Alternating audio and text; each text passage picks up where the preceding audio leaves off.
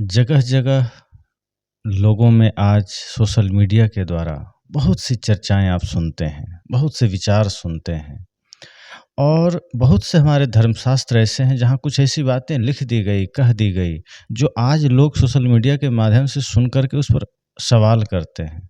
तो बहुत से सवाल, बहुत से प्रश्न तो जायज़ भी होते हैं और कुछ लोग कह रहे हैं इसलिए लोग कहने लग जाते हैं, उसके तथ्य तक नहीं जाते। लेकिन ऐसे ही कुछ शास्त्रों में से रामचरितमानस में कुछ पंक्तियाँ ऐसी है जिस पर आज अभी उस पर काफ़ी द्वंद्व चल रहे हैं और वो वाजिब भी है। बहुत सी पंक्तियाँ हैं जिस पर चर्चा हो सकती है, जिस पर अर्थ का अनर्थ और सार्थक अर्थ भी किया जा सकता है। लेकिन एक पंक्ति जिसका कितना भी सार्थक अर्थ किया जाए, उसको हम दुरुस्त नहीं कर सकते, चूँकि वो बातें लिखी ही गलत गई है। गोस्वामी जी ने लिखा है, पूज्य विप्रशील गुणहीना, शूद्र न गुणगण ज्ञान प्रवीणा। अब इस पंक्ति में बहुत से लोग कहते हैं नहीं ये इस तरह से है, उस तरह से ब्राह्मणों के लिए नहीं है, तो ये उस ब्राह्मण के लिए है जो ऐसा है वैसा है। आप इस पर विचार करिए, पूज्य विप्रशील गुणहीना, साफ साफ लिखा है पूज्य विप्र, उस विप्र की पूजा कीजिए जो शील और गुण से हीन है, जिसमें ये शील और गुण है ही नहीं, जिसमें कोई गुण नहीं है। और दूसरी बात, शूद्र न गुण गण ज्ञान प्रवीणा, शूद्र पूज्य नहीं है चाहे वो कितना भी गुणी हो, ज्ञानी हो, कितना भी शास्त्रों में प्रवीण हो। तो ये बातें जातिवाद को बढ़ावा देती हैं, ये बातें समाज में विघटन पैदा करती है। तो ऐसी बातों पर चर्चा तो होनी चाहिए। हो सकता है परंपरा के वश आकर के गोस्वामी जी ऐसा कह गए, लेकिन बाद में उनकी रचनाएं ऐसी भी हैं जिसमें वे जाति धर्म से ऊपर की बात करते हैं, भक्ति प्रेम सत्य अहिंसा करुणा की बात करते हैं, जहाँ कोई जाति की जरूरत नहीं, जहाँ किसी संप्रदाय की जरूरत नहीं है। लेकिन ये पंक्ति विचार करने की तो है ही कि शूद्र कितना भी ज्ञानी हो, कितना भी गुणी हो, वो पूज्य नहीं हो सकता, और ब्राह्मण कितना भी शील भ्रष्ट हो, कितना भी गुण से हीन हो, कितना भी पापी हो, पूज्य होगा।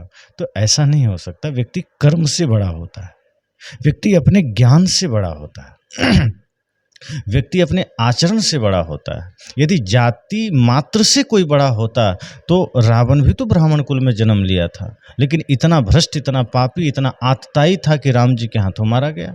और जाति की दृष्टि से देखिए तो माता शबरी छोटी जाति में जन्म ली थी, लेकिन जीवन इतना बढ़िया था, इतना विराट था, भक्ति के द्वारा उन्होंने अपने जीवन को इतना विशालतम बना लिया कि श्री राम भी जूठे वेर खाने चले गए।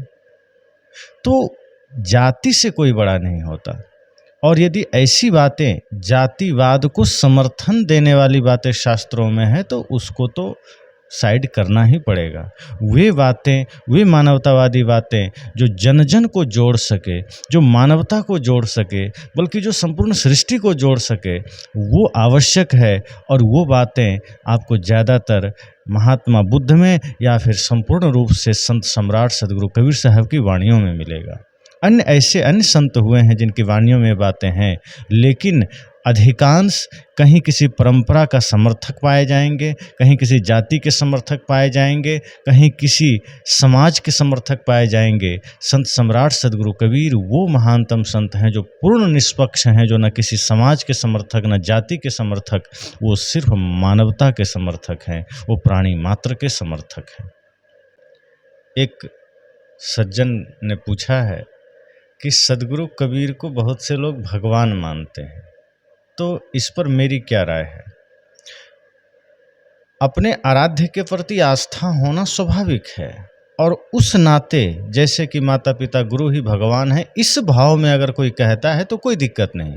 लेकिन यदि कोई इस भाव से कहता है भगवान का मतलब जो सृष्टि को रचना करने वाले हैं, जो इस संपूर्ण जगत को बनाने वाले हैं, तो इस अर्थ में तो स्वयं सदगुरु कबीर ने ही दूसरे की बात को खंडित किया है कि कोई ईश्वर ऐसा नहीं जो सृष्टि को बना सके, कोई भगवान ऐसा नहीं जो इस जगत को बनाया है। जगत अनादि है, अनंत है, और इसका प्रमाण सांख्य दर्शन में भी मिलता है। सांख्य दर्शन ने भी इस जगत को अनादि कहा है। तो संत सम्राट सदगुरु कबीर के लिए ऐसी बात करना है तो मूर्खता ही है। वो उस तरह के भगवान अगर हम मानते हैं तो वो ठीक नहीं है। हाँ, अपने गुण से, अपने कर्म से, अपने आदर्शों से मानवतावादी विचारों के उन्नायक संत सम्राट सदगुरु कबीर निश्चय ही भगवान हैं।